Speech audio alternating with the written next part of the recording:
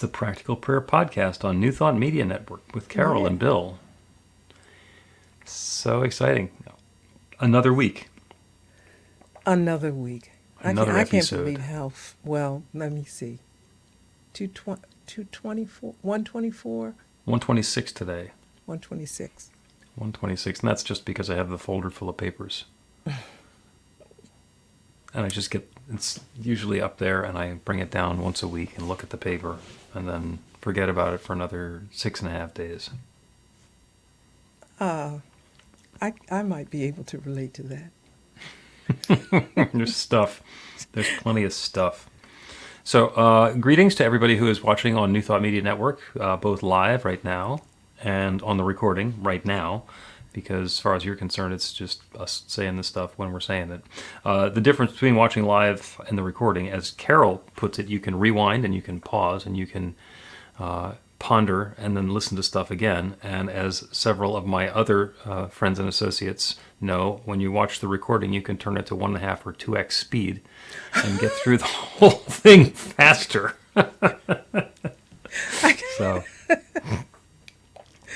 The only thing that I've ever done close to that is skip ahead just like a minute or two when I know that somebody's on a rant and I can kind of feel it.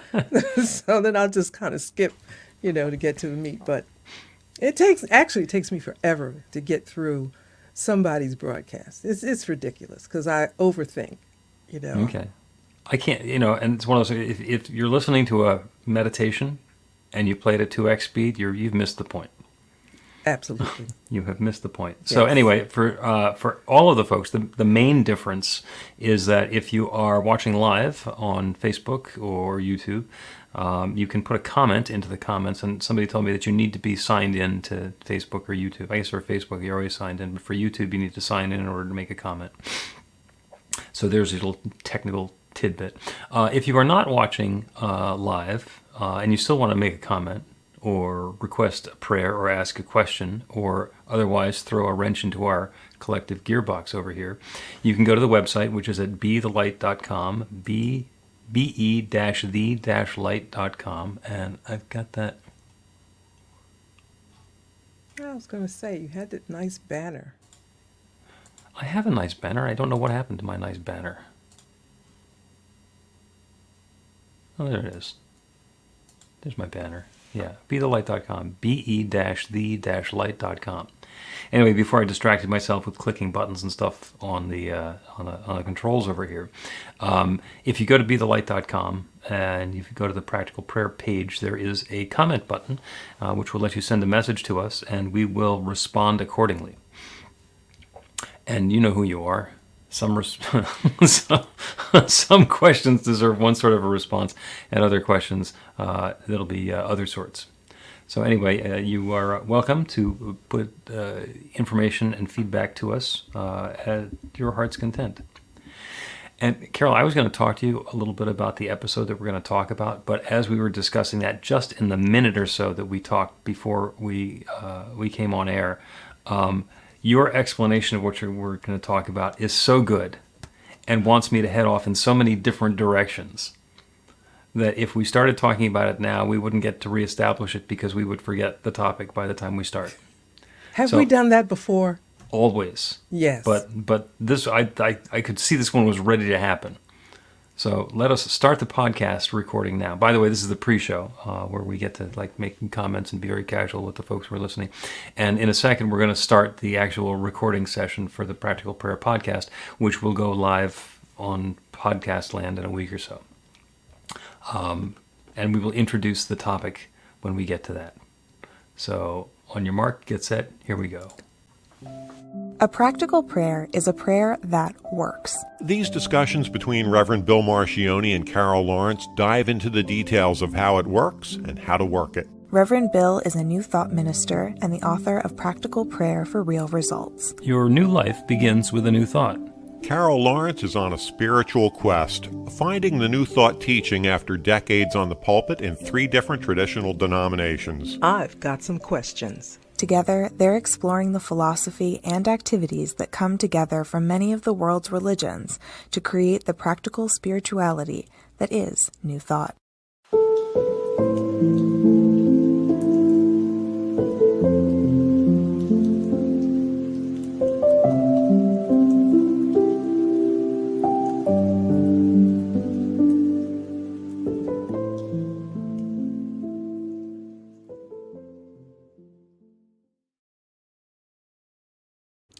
Welcome to the Practical Prayer Podcast. I'm Carol, here with Reverend Dr. Bill Marchiony. I love the topic that you have queued up for us today. Yeah. You want to talk about purpose is a process? Mm-hmm. Okay. Yeah. So a few more words to help us understand exactly what you meant by that, and then we'll dissect it and head in the wrong direction. Okay. I just heard that. See, I'm concentrating. I'm so single focused, right? And I just said, "What was that he just said?" What? What's he We're doing? not going in the wrong direction. We never do that. No. But it came to me because people are looking for their purpose in life, and it could be because I've just run into a lot of people recently that suffering a lot of loss, including myself in terms of people leaving this life. And so looking for purpose really gets, more important probably as you get older, but certainly during your whole lifetime. And what I thought was purpose is a process. Okay. It's not, you may come here to be, right? I just repeat what I said before. You come here to be. I believe that. Mm-hmm. But you don't come ready-made.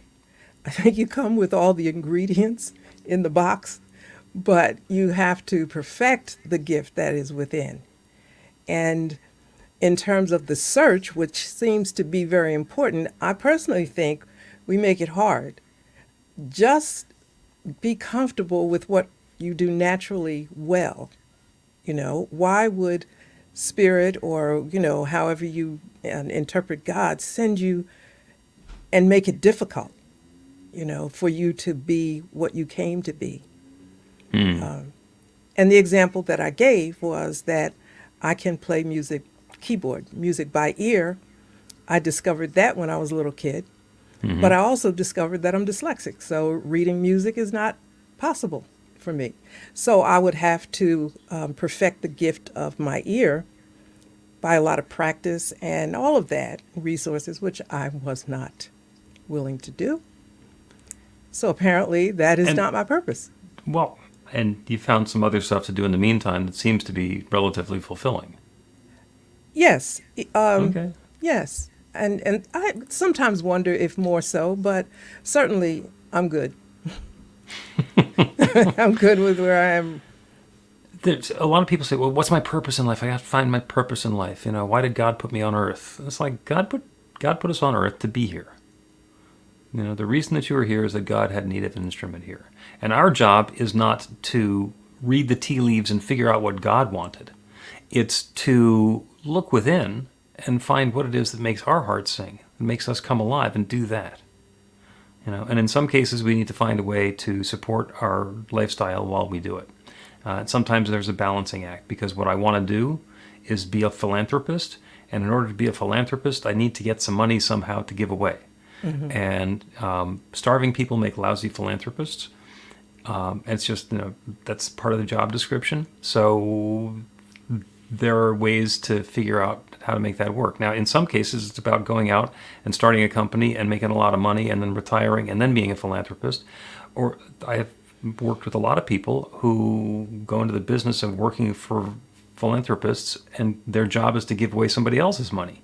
Mm-hmm. And, they're still on the front edge of the philanthropy. It's just they're using somebody else's money for it. And oh, by the way, the philanthropists, the people who actually made a lot of money to give away, they really need staff. They need people to handle the details, because they've got this broad brush thing, because they got this big pot of money, and they don't want to do the work. Yeah. They want to support the things that are important to them, but they don't want to go through. They don't want to go through 150 grant applications to find the two that they're going to fund. They want somebody to go through the 150 and say, these are the 10 that are worth looking at. These are interesting. Tell me more about these 5. You know what? You said we were going to go off. I don't think this is going off, though. No, it's not. Everything is on topic for purpose. Because while you were telling that story, I remembered something that happened to me. I used to imagine being a philanthropist. And so one time, quite a while ago, I came into a huge pot of money. And the first thing I thought of was, I can give it away. I mean, that's the first thing I thought of was, whoa, I could give this away. And I didn't, form a corporation and all that kind of business that you're supposed to do, intelligently handling it. I gave it to where I wanted to give it. And I'm not saying that I regret it doing it. I don't regret the place that it went, but the way that it went. Because more intelligently done, it could have gone further. Right.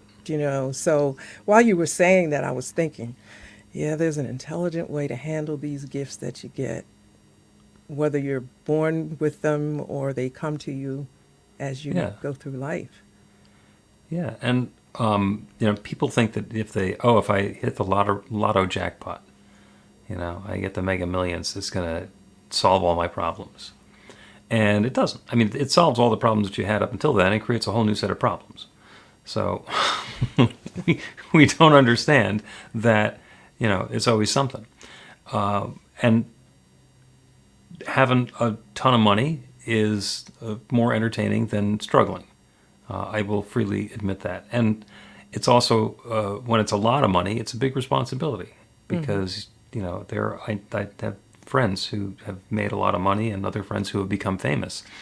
And it's hard to tell who your friends are. Are they friends because they like you? Or are they friends because they want to get close to your fame and your greatness, or because they want to get close to your money, or they want something from you? And it makes things that are otherwise really simple. When it's just a couple of people with no money hanging out, they're hanging out because they want to hang out together. When there's somebody has an agenda, then it changes. And it's not like saying, "Oh, poor rich people, those poor famous people." It's not. It's just everybody's got a thing. Yeah. Yeah. So how does that relate to purpose? I think it's as the purpose manifests, however it does, then the job, so to speak, is to handle it intelligently. Yeah. Well, there are currently 8 billion or so people on planet Earth, and that's, current timeline. And there's a bunch of people who have been here who aren't here anymore, and some more who are on the way who haven't shown up yet. But 8 billion is a lot of people. And they're very much like fingerprints, because fingers all look generally the same, but fingerprints are all unique. The swirls and dips and curves and turns and everything else, they're all different. And so are the gifts and abilities and perspectives that each of the 8 billion people here have. We all look at the world from a slightly different perspective, and we all have different resources that are available. There are you able to play the keyboard or the piano by ear and get it to come out sounding like a song, which is a nice skill or talent, and a corresponding inability or real struggle to read music. And that leaves you in the position of saying, if I want to pursue this as something that's serious in my life, there's a big thing that I have to deal with. So there's something for me to surmount or to overcome. Now, you still have a love of music and a familiarity with it because you can hear it and you can play it and you can get in the groove with the music. So that's more likely your gift, or a big part of your gift, is to be able to understand music without necessarily being a musician who's going to get a chart and play for somebody else. So that unique combination that you have, it's finding out what your gifts are and how you can share them. That's the process. Yeah, it is, because I remember I had music teachers a lot, and back in those days, improvisation belonged to jazz. Music teachers went straight by the book, and they would tell my mother and I that she will never be able to play, because if she goes into a church or someplace else and they hand her music, she'll never be able to play it. And I would say, well, just let me hear it one time and I'll get it. And they say, but that's not going to be good because they never, that might not be the case. So to me, I think there's all kind of hindrances to things. And I understand that, and that's not a tale of woe. That's just how it is, and I know a lot of other people have experienced that as well. But I think being locked in or tuned in to what is in you and what makes your heart sing, and just going with that and following that divine flow will take you to the purpose, I would imagine, of that gift. Now, I'm saying I imagine because I didn't go that way. You know, Right. I I didn't. And there are times when I think if I have a chance to come back and I have a choice, would I choose that? And I'm not telling anybody what I would choose, but you know, I think that I might have done things a bit differently, but Okay. yeah. And, there's a path that we're on, and we get to take each step on the path and do whatever it is brought to our awareness is ours to do. And a lot of times there are distractions and there are bright, shiny objects that are pulling us in one direction or another. They're the things that we want to do that we're not very good at, but we, for whatever reason, we idolize the people who are doing that, or we have made an ideal out of the sorts of people who are accomplishing those sorts of things. And the two words that come to mind that are really important to watch for are effort and struggle. Because when God gives us this combination of skills and abilities and gifts, and God is empowering us to bring something new and wonderful into the world, if it feels like a struggle, if it feels like effort, then that's not it. Yes. There is a way to dispense with the effort and make it effortless, and there's a way to dispense with the struggle to make it easy and graceful. And not easy that it's not going to take any time, or it's not going to be something magnificent, or it's not going to be a project. Just we don't have to struggle with it and be all bent out of shape by it. So those are the things to look for as we're putting together what is the next combination of gifts and skills and talents that I have. That said, it might not just be one thing. Here's Reverend Dr. Bill over here, 60-something years into the program. I did not start out on a spiritual path in my awareness. I was a zany morning radio show personality, and my job was to make fun of people, slash and burn humor, and things that were completely inappropriate to say on the radio. And that was my job, is to find a way to say them and then duck out of the way before I got in trouble. And that was great fun. And I've had 8 or 10 different careers since then. And all of them have, it turns out, built on the talents and the abilities and the skills that I have from previously. I mean, just earlier in this conversation, we were talking about philanthropists and grants. Now, I spoke as though I knew something about that, having never gotten a grant and actually having never given the money for a grant. But some number of years back, I went to work for a software company, and I found a company that did online contests. I was like, oh, that's how we got connected together. And so I started working for them. And online contests was half of what they were doing. The main portion of what they were doing was scholarship and grant applications, and foundations, fellowships, and stuff like that.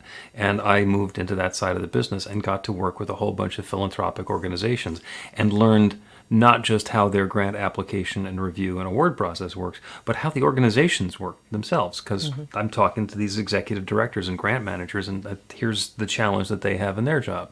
So, through no fault of my own, I now know something about that.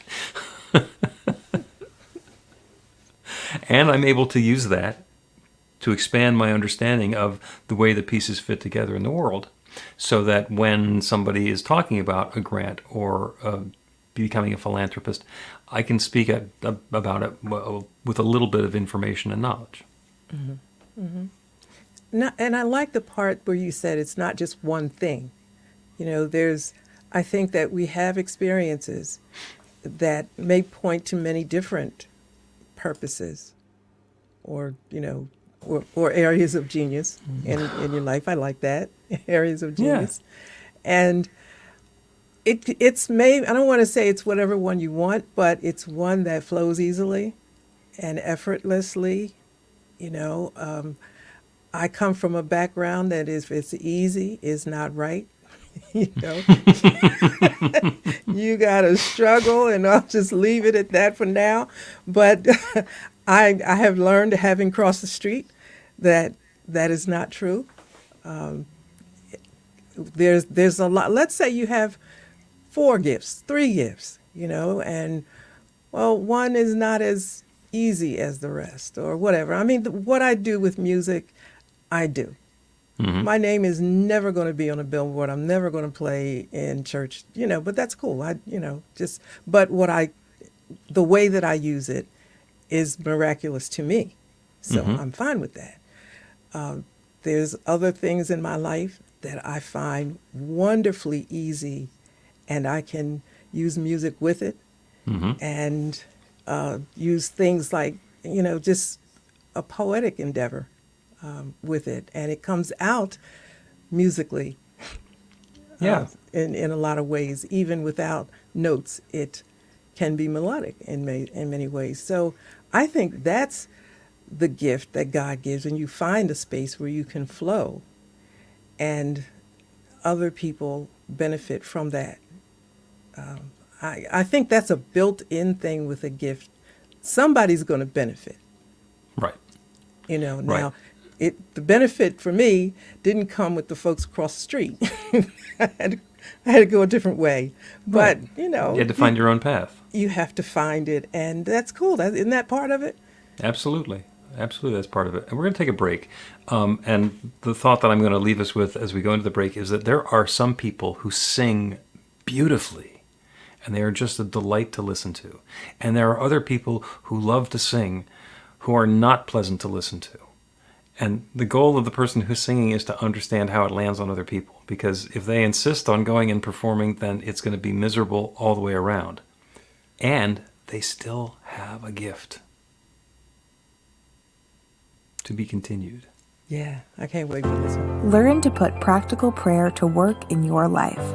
The steps are simple to learn and let you begin to get real results to create the life of your dreams immediately.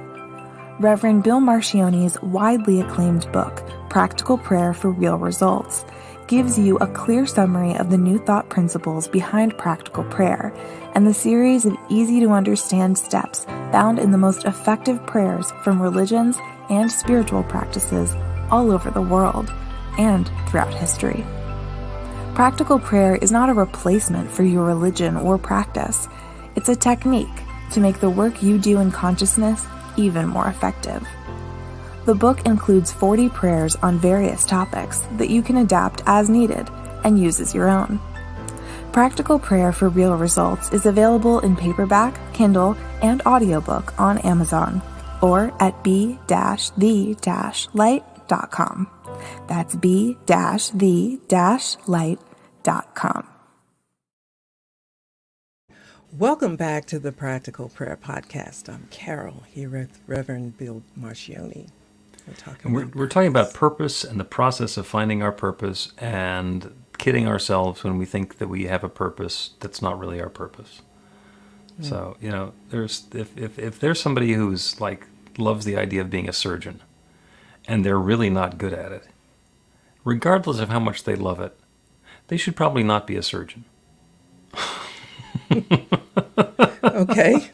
So there might be a different way for them to use some of the same skills. And I don't know what they are, and I don't know what the combination, what the drive is to do that sort of work. But if they're actually not helping people who they're performing their surgery on, then they're not a surgeon, they're a butcher. What a vivid example. Yeah. I mean, that makes it really clear, yeah. Yeah, and you know, because I was talking about the people who love to sing who can't carry a tune if you give them a suitcase, and you know they're having a great time, and that's wonderful. And don't get up in front of a group to sing because it's not going to be nearly as entertaining for the group as you would have hoped, and in turn, not nearly as entertaining for the person doing the singing as they had hoped. That's just the way it works. Yeah. That's an episode by itself. Yeah. But yeah.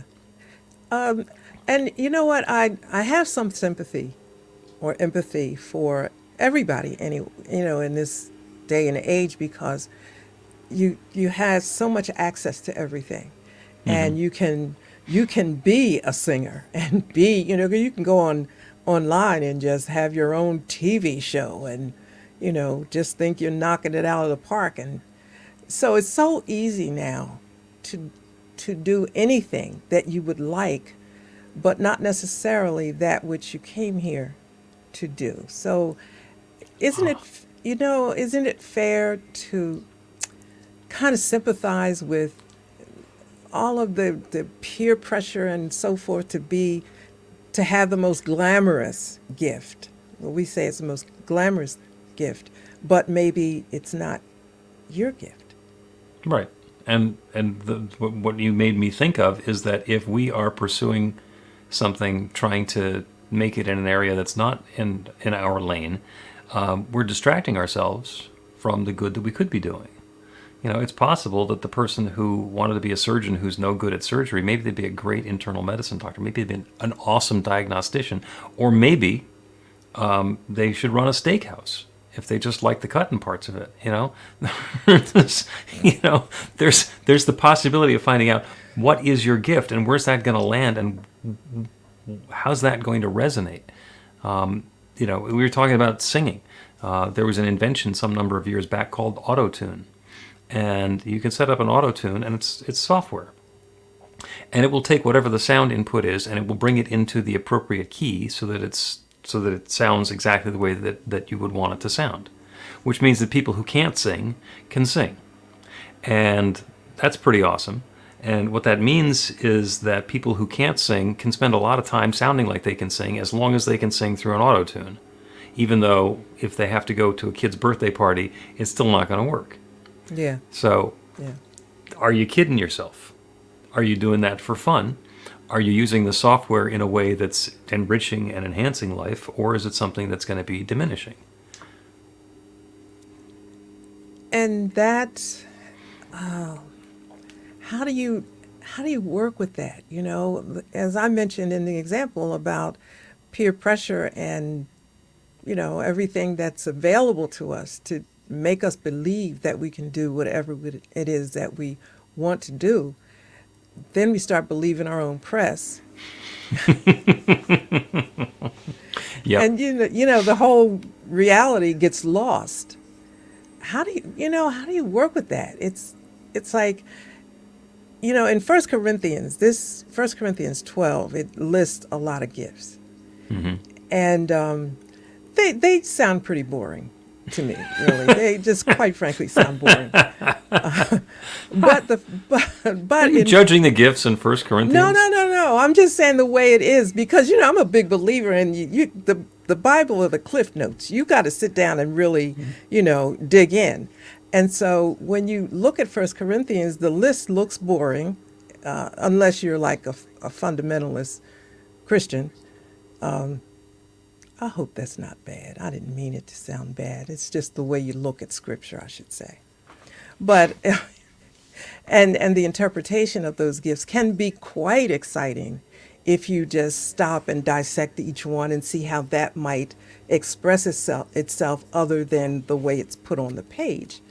That helps to me to find value and beauty in all the different gifts, and not just, who's going to be the lead singer on stage. Okay, the lead singer was born, they're a lead singer, not just the voice, but personality, the it factor, if you want to, use that.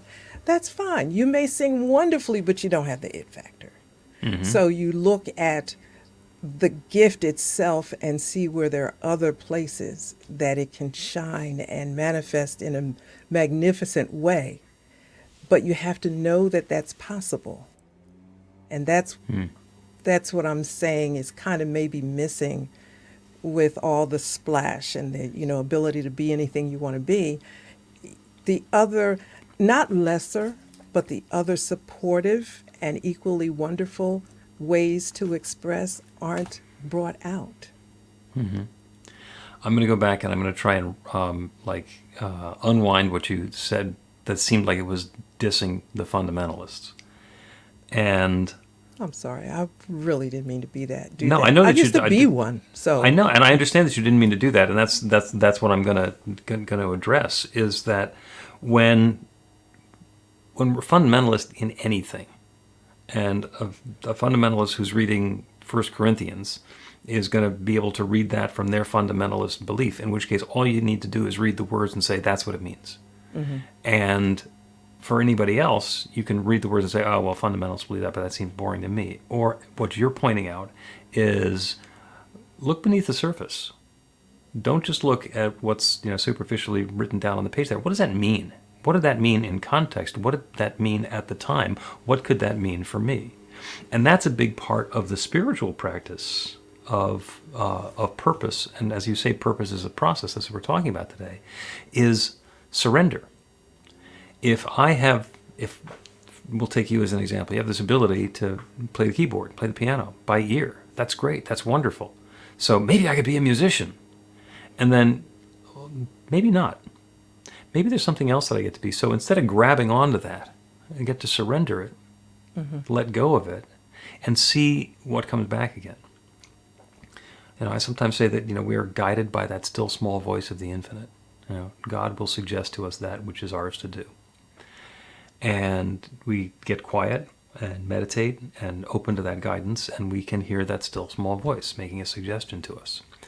And sometimes our ego self, the one that wants to be the lead singer, the one that wants to run the rock band, the one that wants to be a television director or a superstar of some variety, our ego will do an impersonation of that still small voice and tell us, be a rock star, be a singer. And that's where, when you get that, you say, oh, that's interesting, and let it go. Surrender it and let it go. Because if it's the infinite, it'll speak up again. And if it's your ego, it'll come back with something else that you go, oh, well, maybe you're not going to be maybe not a musician, maybe a ballerina.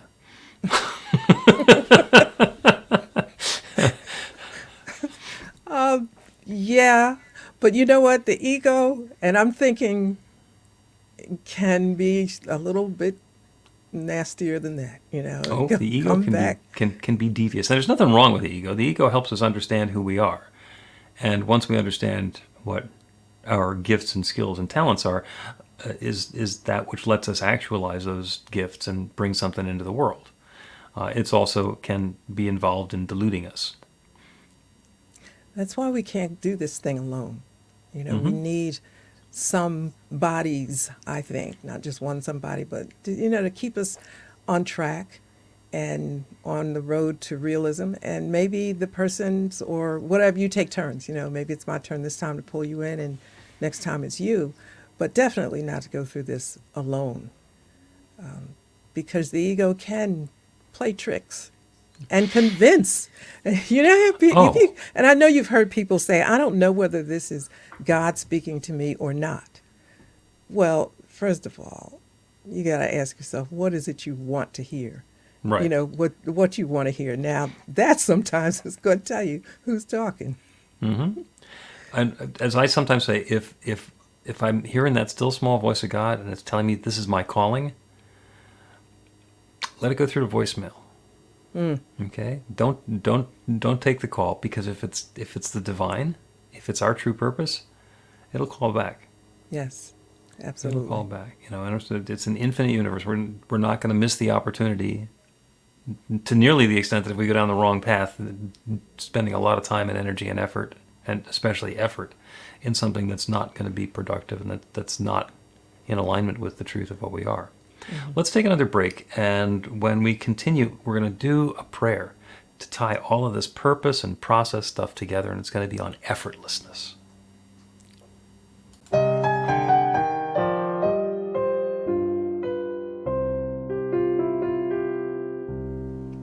Are you ready to get results? Now, that's not a rhetorical question. Are you ready to get results? RUR2GR.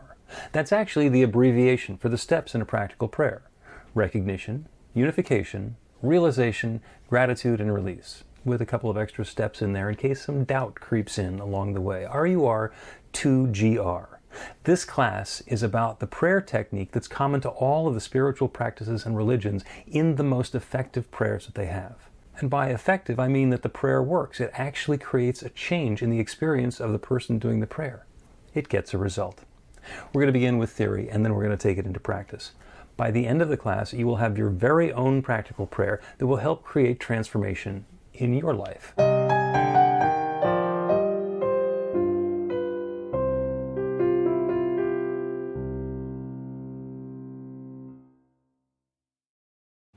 Welcome back to the Practical Prayer Podcast. I'm Carol, here with Reverend Dr. Bill Marchiony. We've been having a wonderful conversation. Purpose is a process. We do not get put here on earth with a clear understanding of this is our purpose, like a sunflower seed that has been planted and is going to grow to its expectations as an 8 or 12 foot tall sunflower, and that's all it's going to be. There's a little bit more mystery involved for us as to what is our purpose, and discerning, divining, and understanding what is our purpose.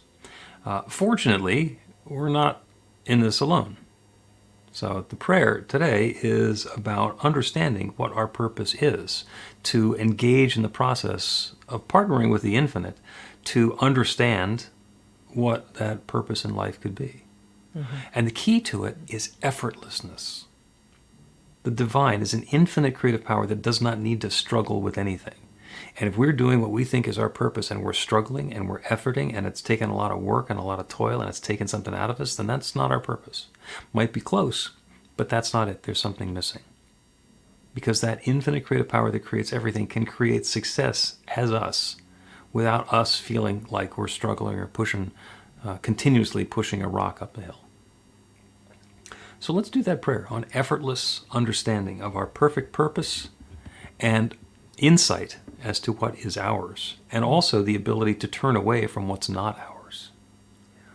So let's turn away from the world around us and open to the awareness of that infinite creative power, that divine love, that one source that shares itself as and in and through all of its creation. Everything is that divine love expressed in its own way. That one infinite intelligence that knows everything is sharing itself as all of its creation. That divine power is sharing its power as everything that exists everywhere. And when I say everything, I don't mean everything except the 3 feet around me or any of us. I mean everything. We are each individualizations of that one infinite creative presence, that one divine intelligence. So knowing that we are one with this infinite power, with this limitless intelligence, with this divine love, I know that in our own way, for each of us, love is unfolding. That divine is revealing itself in a fresh and new and powerful way for us and through us and as us. That perfect purpose for our lives, that perfect combination of the way that our gifts and skills and talents can be put to use to bring something new into the world, is now being made clear for each of us in our own way. We're each joyously releasing the ideas that we have to struggle, or we have to do things the way somebody else told us that we had to do them, or that we have to completely let go of everything that's come up until now. But that guidance is available to take that next perfect step to embark upon an even richer, more joyous, more wonderful segment of this journey. This newness, this freshness, this love is at hand. And perhaps it's just a nudge to continue going in a direction we are already going. Perhaps it's a sign of a slight shift that we can make that brings more of that love, more of that richness, more of that success into life. And perhaps it's something completely new and different. The path is being revealed, the tea leaves are being arranged, the understanding is being had of that next wonderful new experience, and the perfect way that each of us in our own way can engage in that creative process to bring that newness into our lives and into the world around us. There's no struggle required. This is all unfolding now in effortless grace.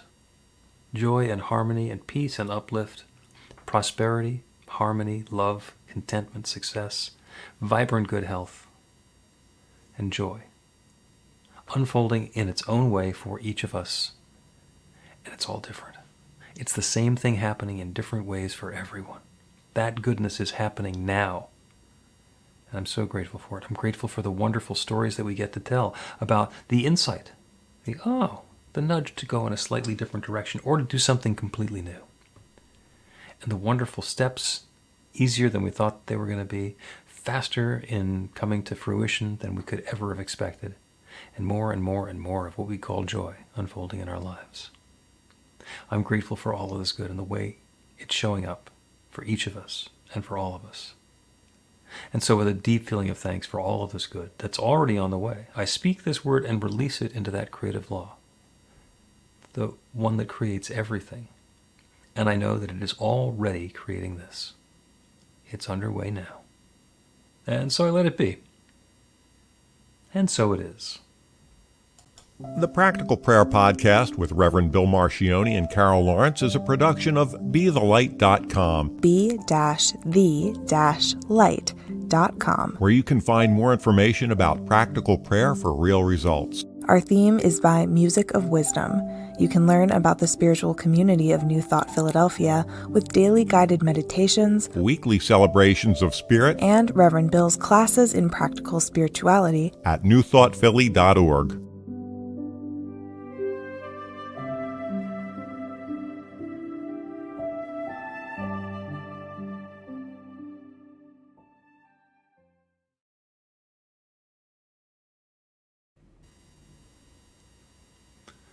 Some of these prayers seem grand and sweeping in their own purpose. I think that was a grand and sweeping one. It was. It felt big. Like, good and effortless success for everybody. Let's go. I thought, wow, anybody listens to this, they're in. They're on, Yeah. And the fun part is that it works. It works. If we suspend our disbelief and open up to the possibility that there is an infinite creative power that's creating something good for us right now, that can change our world. I was writing a piece on pivot, and I admit a lot of it came from, that's your word, right? Well, I didn't make it up, but I use it a lot, yeah. I know, you use it a lot. And I think it just started taking root over the time since we met. And I thought that it fits in so many ways. Pivot is turning away. Yeah. Turning this way and change. And, you can want and desire all you want. But unless you do that P word, pivot, it's nothing but a pipe dream. Yeah. Well, I mean, there are situations in my life where I can describe in absolute mind-numbing detail the exact proportions of the problem, the difficulty, the challenge, who's to blame, why they're to blame, what happened, and all the rest of it. I can be exhaustive. And if I'm still looking at that, I'm looking at the problem. I'm still heading towards the problem. Mm-hmm. Even if I think I'm backing away, my attention is still on the problem. And so the pivot is, all right, there's that nasty mess over there. What do I want instead? Mm-hmm. Well, I don't want that. Well, that's not good enough. You can't just say what you don't want. You got to say what you do. Say what you do want. Which is a subject for another, broadcast, of course. But what you do want, a lot of people don't know that. Mm-hmm. And I tell myself, you have to know what you do want as well as what you're over here saying you don't want. Can you balance the scale on that? And right away, that takes a lot of energy in the right direction because you're creating something new in your mind. And it takes good effort. Mm-hmm. It takes good effort. It does indeed. All right. Well, that is a wrap on the Practical Prayer Podcast for today. Thank you to everybody who is listening and watching on New Thought Media Network. I saw our friend Brock Ford is watching on one of the social media channels. Good to have you here. And for everybody else who's watching or listening along, live or recorded, it is wonderful having you here. Again, if you have a question, a comment, or something to share, BeTheLight.com, be-the-light.com. There's a button there where you can interact with us and send something along, and we have every possibility of responding to it in a later version of the podcast. Or not. We keep on surprising ourselves. See you next week. Please help us say thank you to our organizational sponsors, including the Hepperlin Foundation, Affiliated New Thought Network, International New Thought Alliance, Science of Mind Archives and Library Foundation, Center for Spiritual Living Denver, Center for Spiritual Living Midtown, New Thought Philadelphia, Planned Happiness Institute, Summit Center for Spiritual Living, One Heart Retreats, Center for Spiritual Living on the Lake, Unity Spiritual Center, Kitchener, Om Center for Spiritual Living, La Mesa, Satya Center, Center for Spiritual Living, North Jersey, Unity of Savannah, and Center for Spiritual Living, Seattle, as well as all of our individual donors. Thank you for making New Thought Media Network a place to be. Please come be you. And remember, like, share, and subscribe. New Thought Media Network, positively inspiring.